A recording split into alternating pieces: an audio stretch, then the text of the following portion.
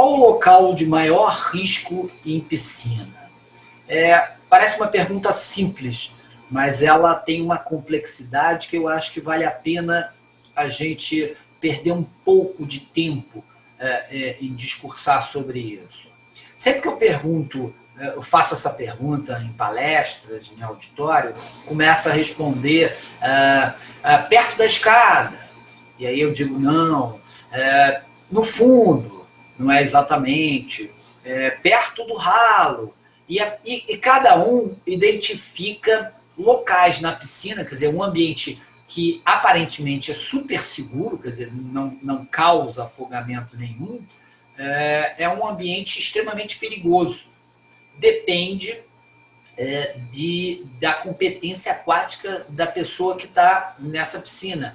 Às vezes é uma criança que está passeando em volta da piscina e um cachorro vem, esbarra nela e ela cai dentro da piscina. Ou seja, não era esperado que ela entrasse na piscina, mas ela foi arremessada na piscina e ela não tinha competência para sair dessa piscina. Então a resposta de qual o local de maior risco em piscina é dentro da água. Ou seja, se você estiver dentro d'água, você está em risco. Porque você, mesmo sabendo nadar ou sendo um grande nadador, você pode ter um mal súbito dentro da piscina e se afogar. Vejam que interessante. No Japão, a maior causa de morte em afogamento é no ofurô. Ou seja, em pessoas que estão se banhando no ofurô, tem um mal súbito, uma dor precordial, um infarto, um AVC, e acabam se afogando dentro de casa, num ambiente que deveria ser super seguro, ou que aparentemente é encarado como super seguro. Vamos ver esse vídeo, que é bem interessante. Aqui eu vou deixar ele rolando. It's 5 minutes more. Okay.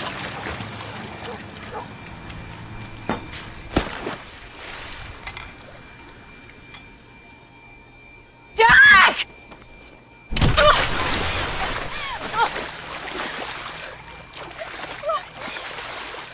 Jack!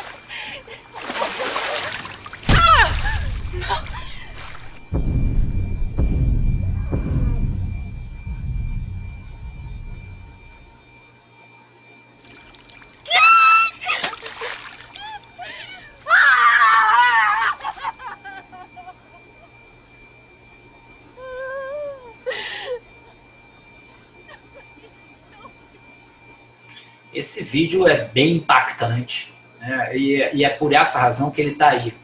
Ele está aí, claro que é uma simulação, não existe essa barreira de vidro que foi colocada nesse vídeo, não existe, mas ele foi colocado porque existe uma barreira efetivamente entre o conhecimento que a gente tem dos riscos e do comportamento de risco para com o nosso usuário, ou seja, a gente quer entregar essas dicas de prevenção, os programas de prevenção, os comportamentos de riscos, os ambientes de riscos para o usuário, para que ele tenha ferramentas para se defender. Mas existe uma barreira para ele, e essa barreira é exatamente a aceitação de que ele está sob risco. Então eu não consigo convencer uma pessoa a tomar cuidado consigo se ela não entende que é arriscado. E isso ocorre muito numa faixa etária de 14, 15 a 25, 30 anos, e principalmente no sexo masculino, onde o comportamento, a masculinidade tóxica impede que a pessoa reconheça que aquilo ali representa um risco. Acontece também muito frequentemente em algumas histórias que a gente vê nas mídias, publicadas nas mídias, onde pais que perderam crianças muito pequenas não compreendem, depois que aconteceu, ainda não compreendem como aquilo foi acontecer, como podia acontecer, né? E essa incompreensão se dá pela falta de educação, a falta de realização anteriormente de que aquilo é uma realidade e pode acontecer indistintamente de sexo, de idade, de raça, de religião, de poder aquisitivo. Então, o afogamento acontece com qualquer um. E é claro que pessoas que têm um poder aquisitivo alto e piscina em casa estão mais sujeitos a acontecer esse tipo de situação. Ou seja, a gente se encontra seguro, comportamento, nesse vídeo a gente mostra claramente que tem um comportamento de risco muito grande e a criança acaba se afogando por conta de tanta criança e principalmente o adulto não interpretar aquela brincadeira como uma brincadeira de risco grande.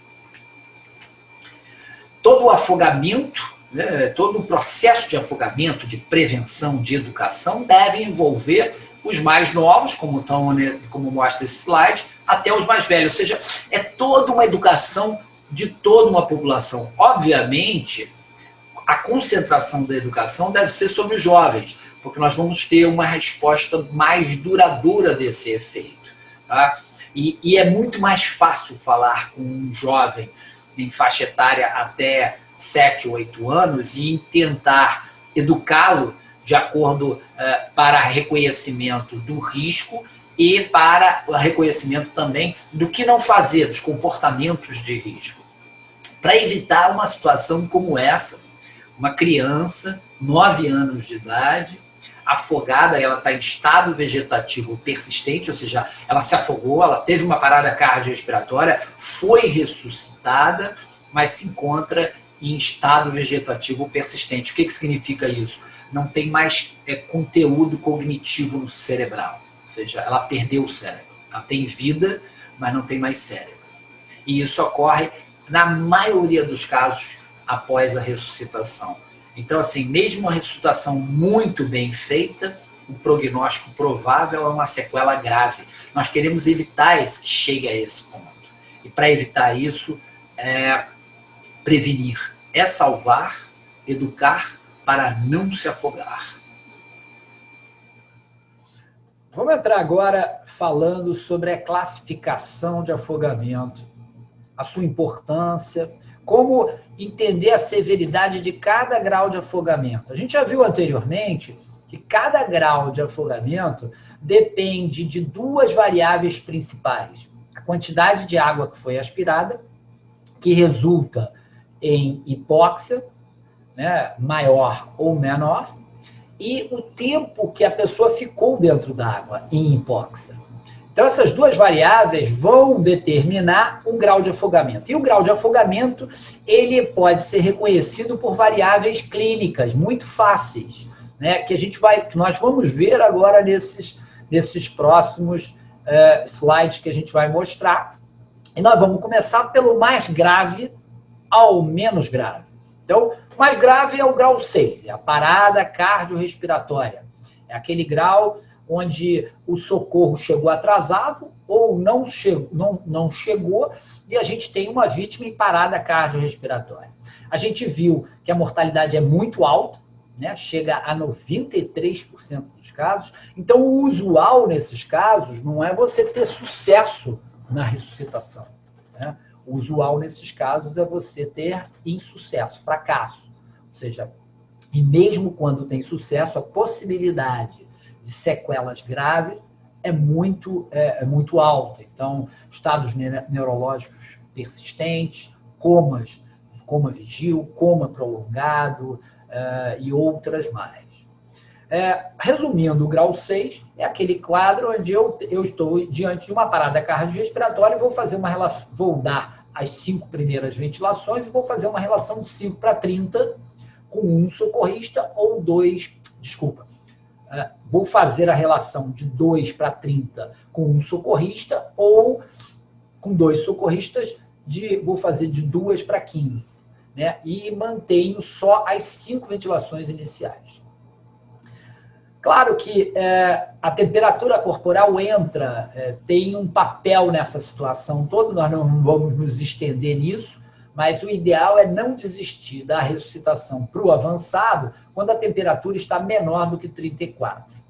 Algumas coisas nesse grau são interessantes da gente, no grau 6, na parada cardiorrespiratória, são interessantes da gente ressaltar. Que o DEA só tem utilização nesses casos quando a parada cardiorrespiratória é secundária há uma arritmia ou um infarto, ou seja, há uma possibilidade de uma fibrilação ventricular ou um ataque ventricular. Na maioria dos casos, os afogamentos param em assistolia, que não necessitam desse desfibrilador automático. Não dar soco no precórdio, né, é uma falácia no pré-hospitalar do suporte básico de vida, não fazer isso, né? E após o sucesso da ressuscitação, você deve acompanhar essa vítima. Mesmo que ela seja grau 5 ou 6, ela pode, ela foi ressuscitada, ela pode evoluir para uma parada. Lembra que ela está hipoxêmica ainda. Você restituiu o suficiente para o coração bater, mas esse coração está fraco. Ele está batendo de forma fraca ainda, ele não volta com toda a energia, porque ele não tem o oxigênio suficiente, ele sofreu durante algum tempo.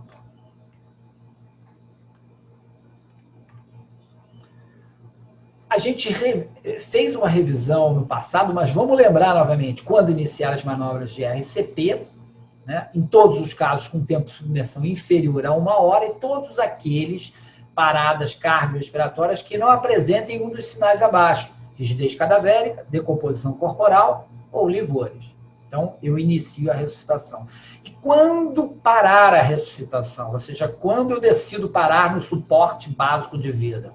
Se houver resposta, a RCP, em caso de exaustão, ou ao entregar a vítima, né, ao suporte avançado que eu chamei através do telefone. O grau 5 é a parada respiratória isolada. É aquele grau que, normalmente, nós só vamos observar dentro da água, sendo guarda-vidas, ou professor de educação física, ou atleta, aquela pessoa que está muito junta, né, da ocorrência do afogamento. Essa pessoa tem possibilidade de observar o grau 5. Não é usual um profissional de saúde que vem com a ambulância avançada do APH observar esse grau 5. Mas ele deve colher uma história apropriada para entender e classificar isso adequadamente. Então, esse grau 5 normalmente é resgatado, né, a sua ventilação espontânea por apenas 5 ventilações. Se você fez 5 ventilações naquele grau, naquele paciente, e ele não respondeu, ele não é grau 5. Ele deve ser um grau 6, ele está em parada cardiorrespiratória. Ambos os graus, 5 e 6, ao ser ressuscitado, eles devem ser tratados como grau 4, mas eles não devem ser classificados como grau 4. Tá? É muito importante isso, porque cada grau de afogamento tem um prognóstico. E se a gente altera, se a gente usar, por exemplo, a situação de dizer que o grau 6 melhorou e ele é grau 4, ele melhorou para grau 3, agora ele é grau 1, eu não tenho a história da severidade de que ele parou o coração e que isso tem outras morbidades que podem acontecer, uma fratura de costela, um pneumotórax, outras situações. Então é muito importante que na hora da cena você classifique o afogamento e mantenha essa classificação e pode dizer piorou ou melhorou. Tá? Nós estamos diante aí do nosso algoritmo de afogamento. E ele é bem completo. Eu vou resumir ele rapidamente. A gente colocou a vítima na areia ou na borda da piscina, a cabeça no mesmo nível do tronco, não perdeu tempo tentando tirar água, ou seja, não coloca ele de cabeça para baixo. Eu checo a resposta dele, você está me ouvindo? E ele não me responde. Eu desobstruo as vias aéreas, eu vejo, ouço e sinto a respiração. Se a respiração não estiver presente, eu vou fazer 5 ventilações iniciais e vou checar se existem sinais de circulação, ou seja, houve resposta às 5 respirações iniciais ou não. Se não houve, ele é um grau 6, ele tem um prognóstico reservado, ele é uma RCP, que necessário RCP, uma parada cardiorrespiratória, necessitando de ressuscitação cardiopulmonar. Veja que ao longo desse algoritmo eu já estou fazendo o tratamento, já fiz as 5 ventilações e comecei a compressão. Na minha cabeça está, ele é um grau 6. Se ele respondeu à ventilação inicial, ele tem sinais de circulação presente. Então, ele é um grau 5, ou seja, ele tinha uma parada respiratória isolada. Ok. Do outro lado do algoritmo, a gente vê que se você checou a resposta e ele respondeu, ou na hora de verificar a respiração, havia respiração presente, significa que ele está vivo. Então, ele pode ser um resgate, 1, 2, 3, 4. E aí a gente vai discernir ou definir, né, ou estratificar qual o grau de afogamento. E como é que a gente faz isso? A gente verifica tosse e espuma na boca e no nariz. Se ele não tem tosse nem espuma na boca e no nariz, é um resgate, ele não aspirou água. Se ele está apenas com tosse, mas sem espuma na boca e no nariz, ele é um grau 1. Se ele tem uma pequena quantidade de espuma na boca e no nariz, ele é um grau 2. E se ele tem uma grande quantidade de espuma na boca e no nariz, ele é um grau 3 ou 4. E a diferença entre 3 ou 4 é muito sutil, mas é importante. É a palpação, nesse caso, do pulso radial. Se você palpou o pulso radial e sentiu a palpação do paciente, não a sua. Lembra que você está agitado e na hora de palpar, às vezes é difícil, a gente acaba palpando o nosso pulso. Se você palpou o pulso radial no local certo, né? A antena do rádio está aqui, ó, e eu estou palpando com 2 dedos, tá? E você sentiu que existe pulso, significa que a pressão está boa ou aumentada. Grau 3.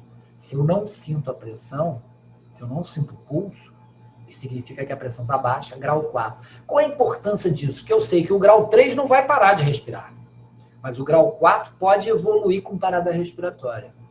Essa evolução do 4, evoluindo com parada respiratória, não é um grau de afogamento que evolui do 4 por 5. Não, é um grau que piorou, grau 4 que foi mal assistido e piorou e evoluiu para uma parada respiratória. E aí eu tenho um contexto, eu entendo cada grau com uma mortalidade e um tratamento diferente. Então, grau 3 e 4, grande espuma, quantidade de espuma na boca e no nariz, uma mortalidade de 6 a 20%. Eu vou fazer oxigênio sob máscara, 15 litros por minuto, se eu tiver o cilindro de oxigênio, às vezes em clubes, em piscinas, em praias, eu tenho esse equipamento, então eu vou usar. Posição lateral de segurança sobre o lado direito, observar com atenção, pois pode acontecer uma nova parada, uma parada respiratória, e esperar a ambulância chegar para levar para o CTI. O grau 2 é pouca espuma na boca e no nariz, uma mortalidade de quase 1%. Eu vou oferecer oxigênio sobre catéter nasal 5 litros por minuto. Estou na dúvida, às vezes existe dúvida, é grau 2 ou grau 3? Isso é muita ou pouca espuma? Pouca espuma é aquela que você passou a mão aqui e ele demora alguns segundos, ou 1 minuto ou 1 minuto e meio para ter um pouco mais de espuma. Muita espuma é aquela que você secou e continua espumando. Isso é um edema agudo de pulmão. Então, grau 2, pouco espuma na boca e no nariz, oxigênio, catéter nasal, 5 litros por minuto, repouso, aquecimento, tranquiliza. Olha, já acabou, a ambulância está vindo, você vai para o hospital, você está bem, etc, etc.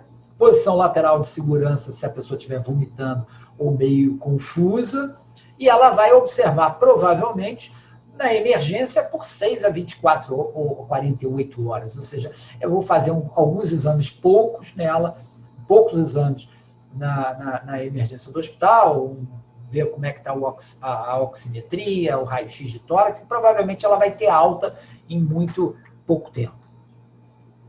É importante, né, que o oxigênio é importante, a gente ofertar o oxigênio para esses pacientes, mas lembrar sempre que o grande oxigênio que nós temos é o ar atmosférico, que tem 21% de oxigênio. Então, é muito importante você manter hiperestendido as vias aéreas. Claro que eu não vou ficar mantendo uma pessoa que está acordada falando comigo, não há necessidade. Mas colocá-la numa posição mais confortável para respirar é muito importante. O grau 1 é a tosse sem espuma na boca e no nariz. Ou seja, é aquele que deu aquela pequena aspirada. Todos nós já fomos grau 1 alguma vez, tomando banho, nadando, surfando e fazendo outras atividades aquáticas. Então é aquela aspiração pequena que foi o suficiente para provocar a tosse. E essa tosse normalmente em 20, 30 minutos passa, desaparece, né? Esse paciente precisa de repouso, aquecimento, tranquilizar ele e normalmente não precisa nem de oxigênio, nem de atendimento médico. E o resgate é aquele caso que passou um sufoco dentro da água, mas ele não precisa de atendimento médico porque ele não teve nenhuma aspiração. A ambulância é importantíssima, mas nem sempre a ambulância e o helicóptero vão chegar muito rapidamente. Pelo contrário, às vezes a gente está num dia de praia cheia, né? Como é que o acesso é ruim? A dificuldade de chegar até o local, a dificuldade de chegar até o local onde a vítima está. Então, assim, o atendimento no suporte básico de vida e afogamento depende principalmente desse conhecimento que a gente está passando aqui. Porque isso é que vai fazer a maior diferença. O suporte avançado de vida vai dar continuidade a esse atendimento que foi feito por vocês inicialmente. E, claro, a gente usa o helicóptero no caso onde a gente tem uma distância muito grande ou um acesso muito difícil, né? Sempre lembrando que tudo que eu puder fazer antes de embarcar na ambulância ou no helicóptero, melhor. Tá? Essa ideia falaciosa de que eu vou colocar a vítima dentro da ambulância ou dentro do helicóptero e vou resolver as coisas dentro do helicóptero ou através de transportar para um hospital, não existe. O melhor atendimento que o afogado tem é na área local, na beira da borda da piscina ou na praia, né? Isso, feito o primeiro atendimento, aí sim eu vou transportar. Eu quero transportar uma vítima viva, não quero transportar uma vítima em ressuscitação, que é muito ruim e muito pouco eficaz.